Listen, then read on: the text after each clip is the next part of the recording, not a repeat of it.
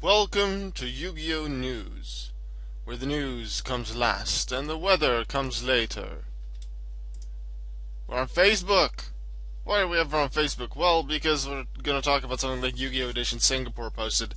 They do report on, like, a lot of the things that are revealed for the OCG. Sometimes CCG, mostly for the OCG, because, well, Singapore is an OCG region anyway. And they've revealed something about the 15th anniversary special product.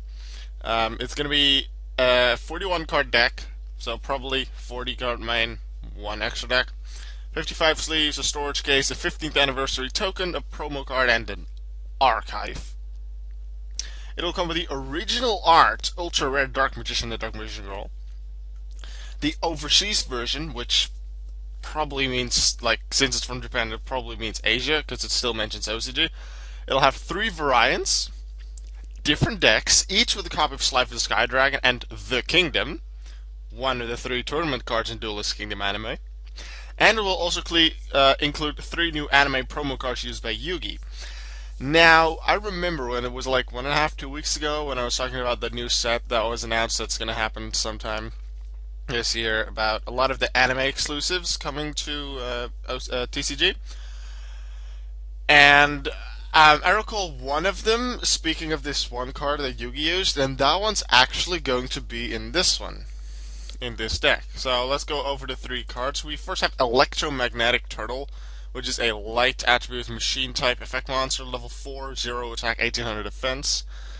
It does have like a non-anime effect, but that's presumably what was used in the Tag Force series, because the Tag Force series does use anime exclusives. You can choose to end the battle phase of a turn in which this card goes to the graveyard. You can choose the timing in which to use the effect. Maybe this will be a bit changed, and otherwise the ruling needs to be clear on it, but this could be a fun card to use. The 0 attack will probably be useful for some kind of strategy. And a nice 1800 for some nice defense. It could be used. It was first seen in the duel of Kaiba against Yugi, semifinals of Battle City. Yugi had to discard it due to some card that Kaiba used. Then the card I was talking about that someone really wanted, Dark Renewal. Yes, Dark Renewal is coming up.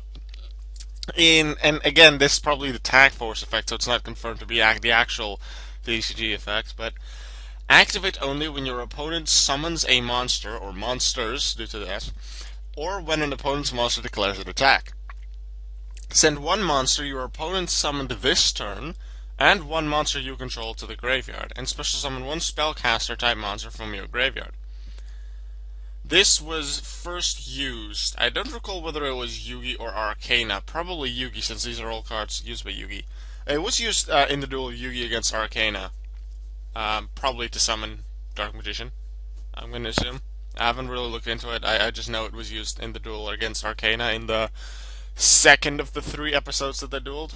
Because it actually, the duel spanned over 3 episodes. So, yeah. Dark Renewal's coming out. I know someone who's excited for that. They'll surely be watching this video, so yay, good for you. Dark Renewal is out. And then the other one is Bond Between Teacher and Student, which is a card used in the 10th anniversary movie, Bonds Beyond Time. If you control a face-up Dark Magician, special summon 1 Dark Magician Girl from your hand, deck, or graveyard in face-up defense position. I don't think this effect will be changed at all.